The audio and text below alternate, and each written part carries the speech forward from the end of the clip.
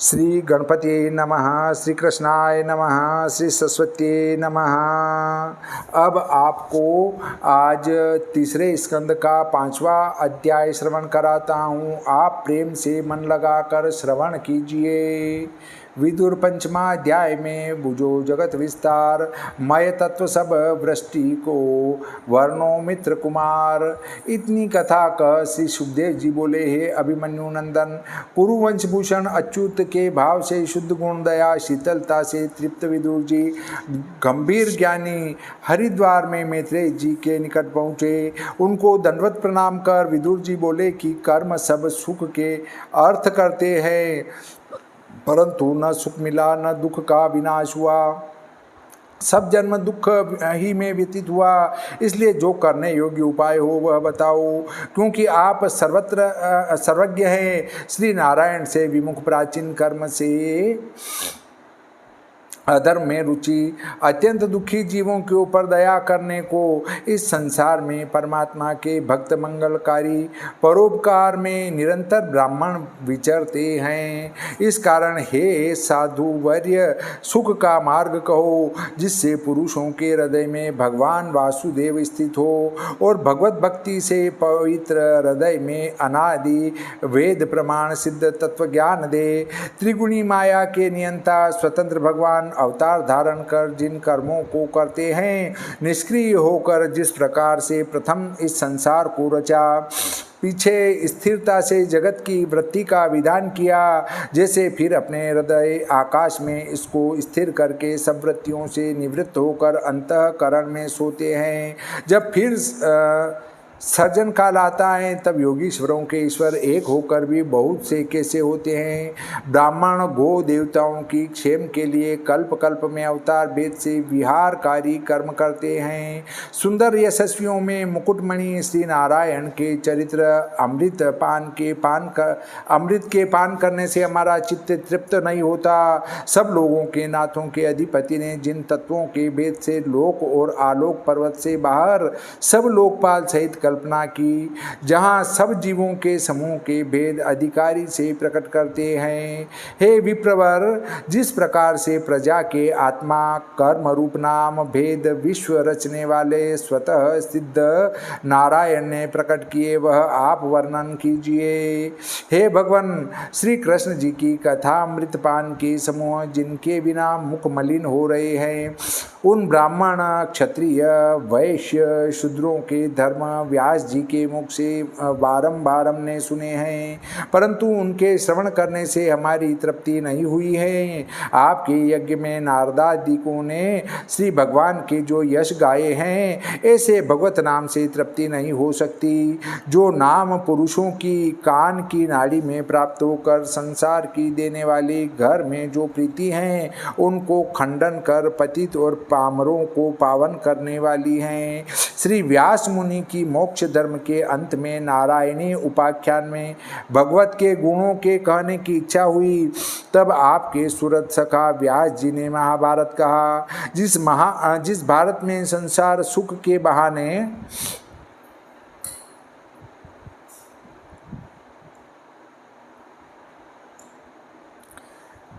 जिस भारत में संसार सुख के बहाने से हरि की कथा में भक्ति लगाई, वह सब बात इतिहास समुच्चय में भी कही है। श्रद्धालु लोग नारायण के चरणारविंद में अपना मन लगाने से आनंदित होते हैं। ऐसे पुरुषों को बढ़ी हुई भक्ति संसार के सुखों में विराग करती हैं और सब दुखों का नाश करती हैं।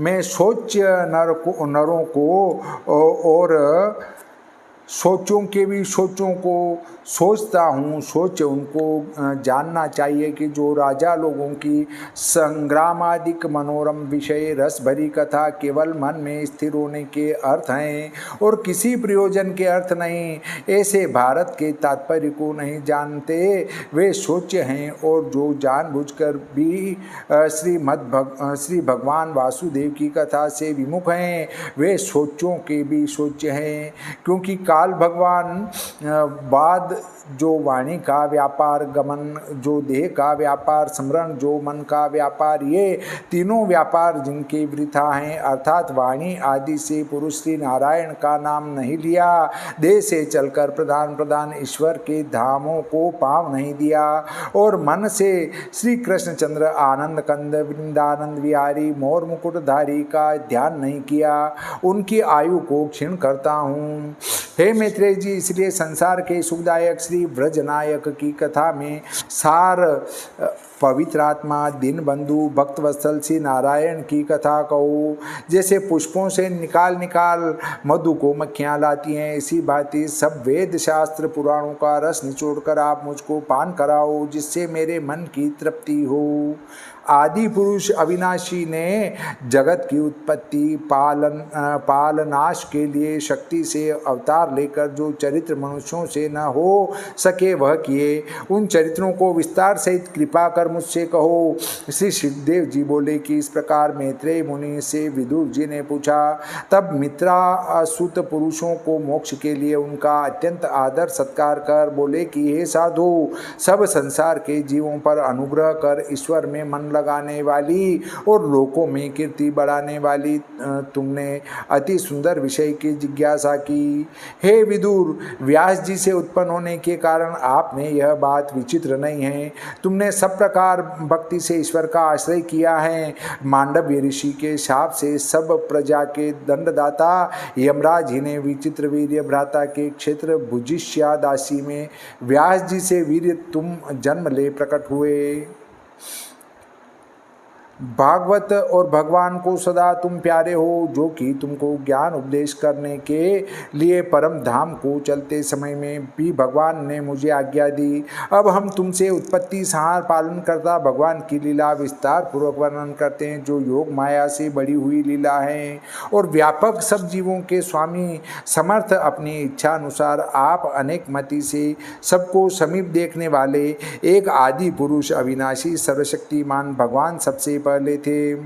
उस समय में यह ईश्वर सर्वदृष्टा एक सर्वशक्ति जिनकी जागती रहती हैं, परंतु इस वैभव को कोई देखने वाला नहीं था। सब शक्तियां अपने आप में लीन थी। उस समय सर्वदृष्टा एकमात्र जिनकी शक्ति जागती हैं, इस प्रकार ये ईश्वर रहते हैं। उस समय कामना हुई कि हम बहुत रूप होकर अपने को देखें। हे महाभाग, तब सर्वद्रष्टा परमात्मा की कार्य कारण रूपिणी माया महाशक्ति अनुसंधान रूपा हुई। उससे सर्वसमर्थ ईश्वर ने सब संसार को रचा। देखिए, एक शंका हुई। मैत्रेय जी ने विदुर जी से कहा, हे विदुर, व्यास के भ्राता क्षेत्र जो दासी उसमें तुम जन्मे हो, तब व्यास का भ्राता जो शांतनु राजा तथा सत्यवती का पुत्र उसका क्षेत्र दासी कैसे हुई?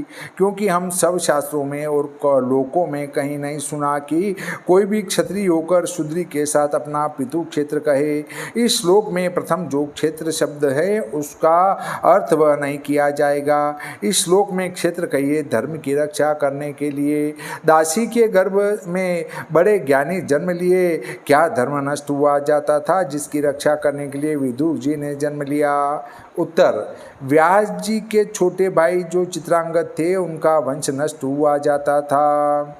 उनकी रक्षा करने के लिए विदुर जी ने जन्म लिया। रक्षा करना यह है कि धृतराष्ट्र अथवा पांडु को ज्ञान सिखाना, यही रक्षा है।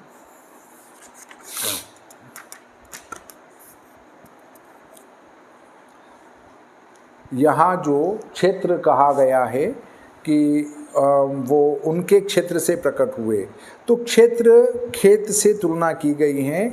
जिस प्रकार हम खेत को अच्छी जुताई कर खाद देकर अच्छी फसल लेने के लिए तैयार करते हैं, यदि खेत की जुताई अच्छी प्रकार नहीं हुई, खाद अच्छा नहीं दिया गया, उसका अच्छी प्रकार से रक्षण नहीं किया गया और कूड़ा करकट नहीं निकाला गया, खरपतवार नहीं निकाला गया, तो उसमें फसल की पैदावार अच्छी नहीं होगी।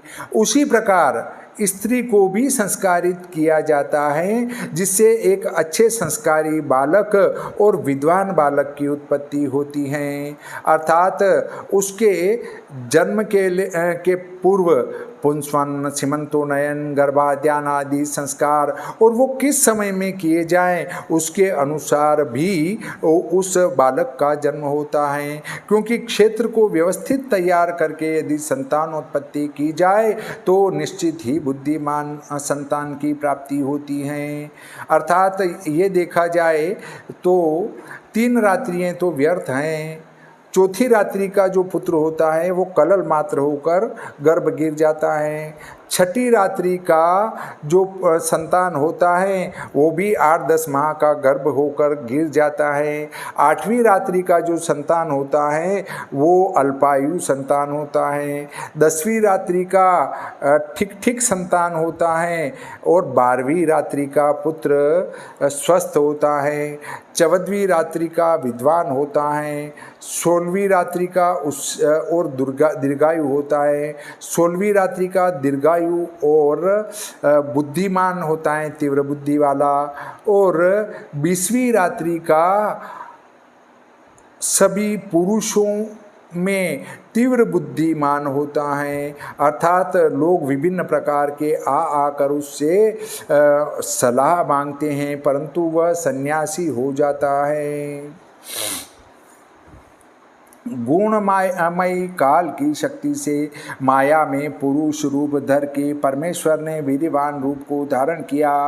काल प्रेरित अव्यय माया से महत तत्व प्रकट हुआ। तमो गुण नाशक विज्ञान आत्मा जीव के देह में स्थित होकर विश्व का प्रकाश किया। वह जीव, अंश, गुण, काल, आत्मा भगवान की दृष्टि के सम्मुख इस जगत को रचने के कारण जीवात्मा ने अपनी आत्मा को रूपांतर किया।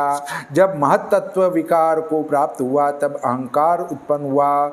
जो कार्य कारण करता जीव पंचभूत इंद्रिय मनोमय होता हुआ, वह अहंकार वैकारिक तेजस तामस भेद से 3 प्रकार का हुआ। अहंकार विकार को प्राप्त हुआ तब विकारी अहंकार से मन हुआ।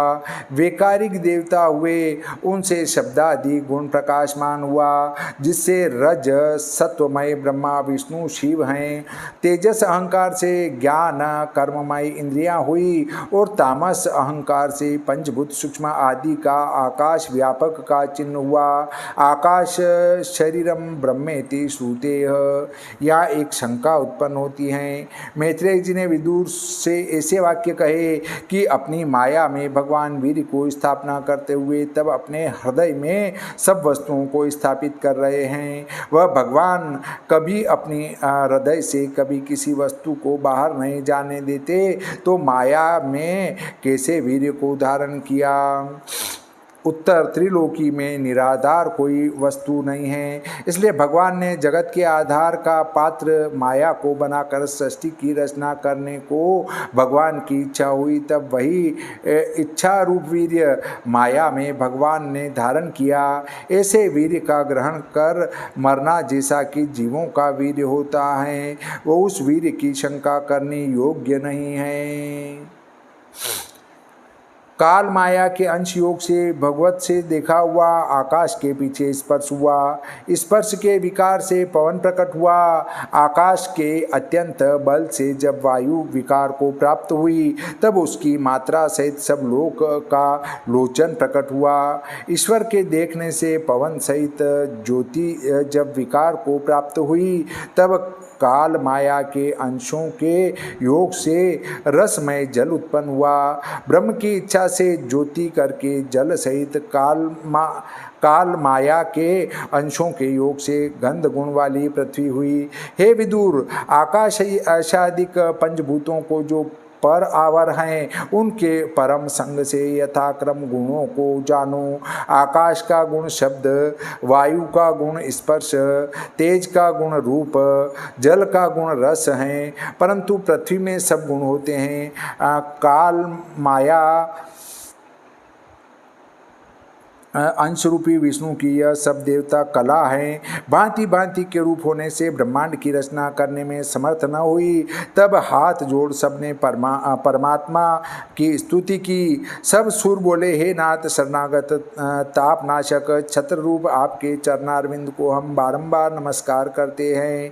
आपके चरण कमल के आश्रित हो यति लोग संसार समुद्र से पार हो जाते हैं। हे धात, हे आत्मन, हे ईश, हे भगवान, तीन पापों से दुखी जीवित संसार में सुख को नहीं प्राप्त होते हैं। इस कारण विद्या सहित तुम्हारे चरणों की छाया का आश्रय लेते हैं। जिन चरणों से भगवती भागीरथी प्रकट हुई, जिनका जल पाप तापनाशक हैं, जो नदियों में श्रेष्ठ हैं, उन गंगा जी के स्थान रूप आपके चरण कमल की शरणागत हो। ऋषि लोग एकांत में बैठकर तुम्हारे चरण कमल के मुख में बसते हैं और वेद पक्षी होकर तुम्हारे मार्ग को खोजते हैं। जैसे अपने घोंसले से निकल फिर पक्षी अपने घोंसले में आ जाते हैं, उसी प्रकार वेद आपसे उत्पन्न होकर सब स्थानों में विचर फिर आप ही में प्रवेश करते हैं। जिन पद पंकज को श्रद्धा भक्ति से शुद्ध हृदय में धारण कर ज्ञान से वैराग्य के बल से धीर पुरुष आपके चरण कमल की पीठ के निकट प्राप्त होते हैं। हे विश्वनाथ, विश्व के उत्पत्ति पालन संहार के लिए आप अवतार धारण करते हो।